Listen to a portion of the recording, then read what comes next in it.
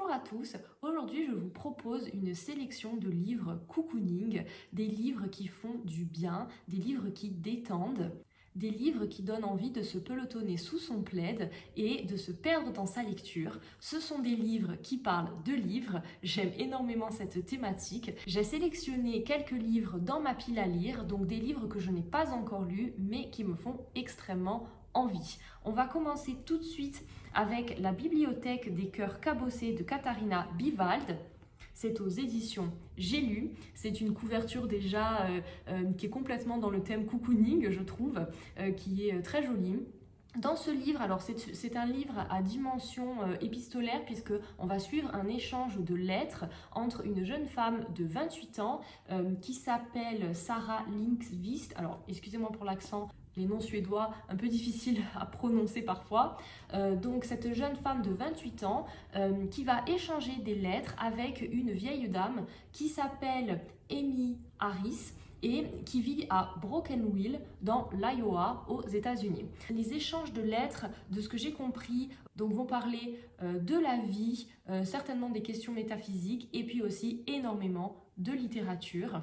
Et puis un jour, donc la jeune femme, Sarah, va perdre son travail et va décider d'aller passer des vacances dans l'Iowa chez son amie, donc chez cette vieille dame avec qui elle communique depuis un petit moment. Malheureusement, quand elle arrive sur les lieux, elle se rend compte que son amie est décédée. Donc ça, c'était écrit dans la 4e de couverture, donc je ne vous dévoile rien. À l'annonce de la mort de son amie, Sarah est un petit peu déboussolée, mais elle va décider de poursuivre son séjour et de redonner un souffle à cette communauté grâce au livre. Donc voilà, ça va être, je pense, une petite histoire sur le partage autour des livres. Et donc je l'ai feuilleté un petit peu, je feuillette toujours un petit peu les livres au départ dans ma pile à lire pour voir un petit peu à quoi m'attendre aussi au niveau de l'écriture, si ça va me plaire ou pas, et ça a l'air bien écrit et sympathique à lire, donc voilà, je vous en dirai des nouvelles, mais celui-ci me tente beaucoup et donc je pense le lire très rapidement. Ensuite, on passe à de la littérature japonaise avec La bibliothèque des rêves secrets de Michiko Aoyama. Alors, c'est aux éditions J'ai lu. C'est une écrivaine qui est très connue. Alors moi, pour ma part, je n'ai jamais lu de littérature japonaise, donc je suis complètement novice dans le domaine. Donc ce sera une première pour moi. J'espère que ça va me plaire. J'ai vu énormément de bonnes critiques sur les livres de cette autrice. Donc dans celui-ci, on va suivre une mystérieuse bibliothécaire qui va conseiller des ouvrages totalement inattendus à toutes les personnes donc, qui vont lui demander son avis et qui vont rentrer donc, dans cette petite bibliothèque. Donc elle va leur conseiller des livres auxquels ils ne s'attendaient pas et ça va être pour eux apparemment le début d'une nouvelle histoire ou d'un nouveau départ dans leur vie. Dans ce livre-ci, il va s'agir plutôt du pouvoir des livres et j'ai l'impression quand même qu'il y a une dimension de développement personnel dans cette thématique. Donc voilà, je n'en suis pas sûre, mais dites-moi si vous l'avez lu, mais j'ai l'impression qu'il s'agit un peu de ça. Donc voilà, pareil, je ne sais pas du tout à quoi m'attendre, mais voilà, je trouvais qu'il rentrait parfaitement bien dans la catégorie des livres cocooning. La couverture est très jolie, voilà, c'est très mignon. Pour les moments où on n'a pas envie de se prendre la tête, je pense que ce sera une très bonne lecture.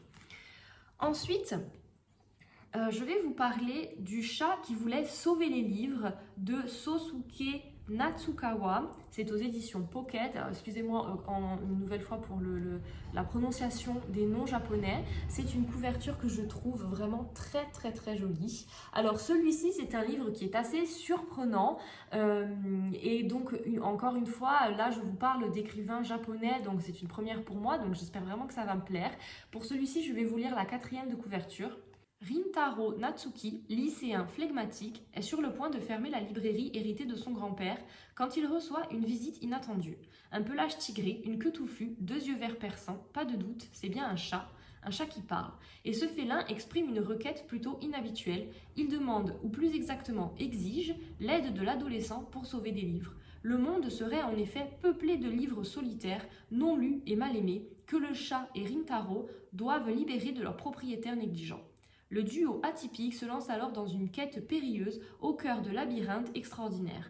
Alors ça a l'air complètement loufoque, assez fantastique évidemment, mais de ce que j'ai pu lire dans les critiques, c'est un livre empreint de poésie et pareil, je l'ai feuilleté un petit peu et il est très bien écrit. Donc j'ai vraiment hâte de vous en faire un retour, il est vraiment très très court, il ne fait même pas 200 pages, donc je pense qu'il sera lu très vite et je suis très curieuse pour cet ouvrage. Ensuite, je vais vous parler de la papeterie Tsubaki de Ogawa Ito. Donc vraiment, là, je suis dans un mood Japon. Donc celui-ci, c'est aux éditions Pic et Poche. Encore une fois, je trouve la couverture assez jolie. Alors, dans celui-ci, on va retrouver Atoko, qui a 25 ans et qui est de retour à Kamakura dans la petite papeterie que lui a léguée sa grand-mère. Le moment est venu pour elle de faire ses premiers pas comme écrivain public, car cette grand-mère, une femme exigeante et sévère, lui a enseigné l'art difficile d'écrire pour les autres. Le choix des mots, mais aussi la calligraphie, le papier, l'encre, l'enveloppe, le timbre, tout est important dans une lettre. Atoko répond aux souhaits, même les plus surprenants, de ceux qui viennent la voir. Elle calligraphie des cartes de vœux, rédige un mot de condoléances pour le décès d'un singe, des lettres d'adieu aussi bien que d'amour. À toutes les exigences, elle se plie avec bonheur pour résoudre un conflit, apaiser un chagrin. Et c'est ainsi que, grâce à son talent, la papeterie Tsubaki devient bientôt un lieu de partage avec les autres et le théâtre de réconciliation inattendue. Voilà, donc dans celui-ci, on va plutôt parler donc de calligraphie, de papeterie. Mais bon, voilà, c'est un thème évidemment qui rejoint les livres et la littérature. Et je suis vraiment très intéressée parce que j'aime énormément l'écriture. J'écris moi-même aussi un petit peu. Et donc voilà, toute cette histoire sur l'encre, le papier, ça me fait extrêmement envie. Et pareil, c'est toujours dans un esprit vraiment très chill, tout en douceur. Et voilà, donc je pense, j'espère en tout cas, passer un très bon moment. Je vous en ferai un retour dès que possible. Celui-ci, il est un petit peu plus épais. Il fait presque 400 pages. Pour finir, je voulais vous parler d'un dernier livre qui est dans le thème de la littérature et des livres, mais qui est pour le coup pas vraiment cocooning, plutôt sur une thématique un peu plus lourde, on va dire. Mais je pense que c'est un livre qui va être vraiment très très beau et donc j'avais envie de vous en parler et de le mettre dans cette sélection. Il s'agit de La bibliothécaire d'Auschwitz d'Antonio G. Hirtub. Donc c'est également aux éditions J'ai lu. Cette couverture est aussi très jolie. Alors là, évidemment, comme je vous le disais, on est sur une thématique beaucoup plus lourde, beaucoup plus compliquée. On va suivre Dita, une jeune adolescente de 14 ans qui est juive et qui va se retrouver dans le camp d'Auschwitz avec ses parents. Un éducateur juif va lui confier la garde de 8 manuscrits qu'ils ont réussi à sauver de la main des gardiens du camp.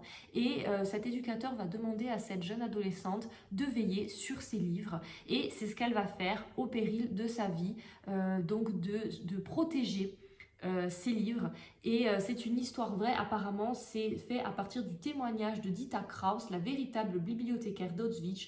Antonio J. Hirtub a construit un roman fascinant qui a bouleversé des milliers de lecteurs à travers le monde. Donc voilà, donc ce qui m'a attiré, donc là on peut dire que c'est un roman historique, donc un roman qui relate des faits réels, donc j'ai hâte de suivre vraiment les péripéties de cette jeune adolescente dans les camps de concentration, en plus voilà autour d'une thématique de livres, de littérature. Voilà, donc celui-ci me fait extrêmement envie, je pense que c'est un témoignage très important et j'ai vraiment hâte de m'y plonger. Voilà, c'est tout pour cette petite sélection. J'espère que ça vous a plu. N'hésitez pas à me dire en commentaire si vous avez lu ces livres, s'ils vous ont plu ou non, ou de me dire quels sont vos petits livres cocooning du moment autour des livres et de la littérature. Ça m'intéresse énormément. Si cette vidéo vous a également plu, n'hésitez pas à me dire si vous souhaitez que je fasse une deuxième vidéo sur le sujet, puisque j'ai d'autres livres qui parlent de livres et de littérature. Donc si ça peut vous intéresser, je referai une deuxième vidéo sur le sujet. Voilà, en attendant, je vous souhaite de très bonnes lectures et je vous dis à bientôt.